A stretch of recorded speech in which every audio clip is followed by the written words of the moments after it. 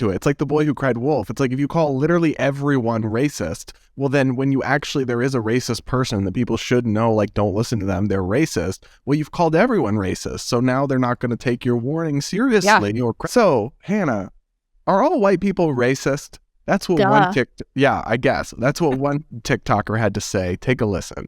I'm feeling spicy, so here's my hot take of the day. All white people are racist. Every single last one of them, all of them are racist.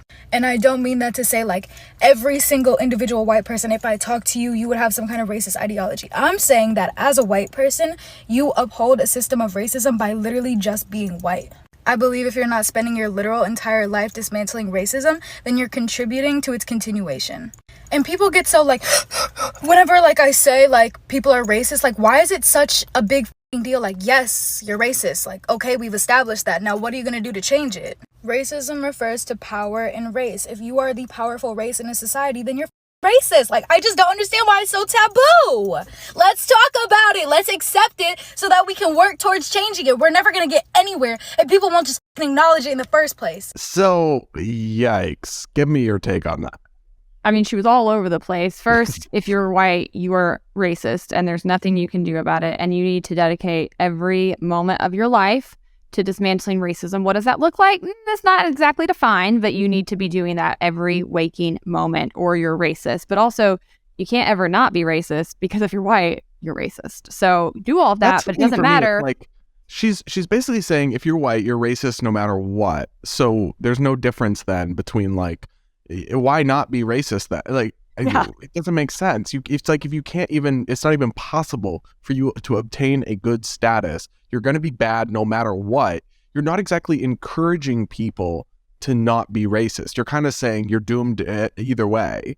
Exactly. And then she's like, let's just acknowledge it and talk about it so we can start getting things done. Ma'am, you're never going to get a thing done because you have no clue how to influence people or to motivate them to change or work with you. And it's just, I think this is a bogus mentality. I think it's idiotic. But even if, let's say she's right and there's this huge problem with white people who have a lot of racism, if you genuinely want to change this, like this would be the last way you went about it. And I just think as a whole, the left has lost their leadership. You know, when you look back to people like Martin Luther King Jr. and even Malcolm X, who were really working to actually dismantle racism and fight real things, their approach was nowhere near this. And that's why they were successful, because their approach was nowhere near this. But I wish that people who wanted to affect change would spend more time looking back at people who successfully actually fought evil and overcome it and take notes, because this is just divisive. This is, like you said, just going to incentivize people to actually be racist. And I've said for some time that was part of the uprising under Trump, where you did see some like real racism come out of the quarters. And I think it's because you had the left telling people you're racist, everything's racist for so long that a good portion of people were like, F it, fine, I'm racist, I don't care. And like started wearing it loud and proud, you know? Or they get desensitized to it. It's like the boy who cried wolf. It's like if you call literally everyone racist, well then when you actually, there is a racist person that people should know, like don't listen to them, they're racist. Well, you've called everyone racist. So now they're not going to take your warning seriously or credibly. It's also just like deeply regressive to me to get back to this, you're bad by virtue of your skin color, by just existing.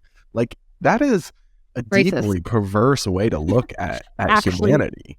It's actually racist. No, racism is about power. You can't be racist against black people, or you can't be racist against white people because white people have power is what they say, but they just redefined the word to suit their purposes. So also, a lot of people don't have power. There are more poor white people in this country than there are poor black people, just by sheer numbers. So to say that if you're white, you have privilege or you have power, sometimes that might be true, but a lot of the times it isn't. And again, those people who are already sort of on, bottom rung, who are poor and they're white, and then they feel like they're getting kicked and being told they're racist just because they're white, that is not going to head anywhere pretty. I'm going to tell you that. That's not how you convince people. Call them names and tell them they're bad. And also just, she's like, why are people so mad about this? Just accept that you're all racist. Well, people are mad about it because we all think being racist is a bad thing. We think it's evil, actually. And you want people to just be chill about it. Like, yeah, I'm racist, so what? Like, let's talk about it. Like, no. Yeah, I've been around this mentality some in real life, and I honestly feel a bit sorry for people, especially white people who are kind of trapped in it, where they're constantly, they feel like they have to apologize and bend over backwards, and it's like they're actually the least racist people you ever meet. They're so consumed and concerned with it that they really do spend like a solid portion of their time thinking about it and talking about it and just like self-flagellating themselves trying to make up for it, and they have all this white guilt. And you even see it on TikTok in the comments sometimes, where I saw this woman, just to give a quick example, going off about how she was a Black woman, going off about how when people use the word brunette, they don't actually mean Black women. They mean white women with brown hair. And this was a huge problem in her mind that needed to be discussed. Why? Can't tell you. But the number of white women in her comments apologizing, just falling over themselves, like, I'm so sorry. I never thought about that. I never thought about how that would impact you. What? Like, it's pick me energy.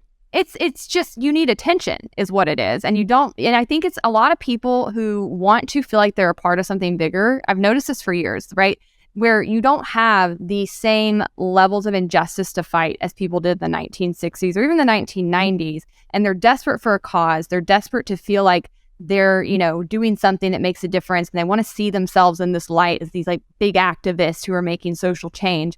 But they end up just grasping at straws and looking really silly and ridiculous. And not to say there's not big issues out there they could be fighting, but the ones that they're picking are so minuscule, but it makes them feel like they're doing something or accomplishing something if they post on Instagram or comment on TikTok. Like, they think that that's activism, that it's actually accomplishing something.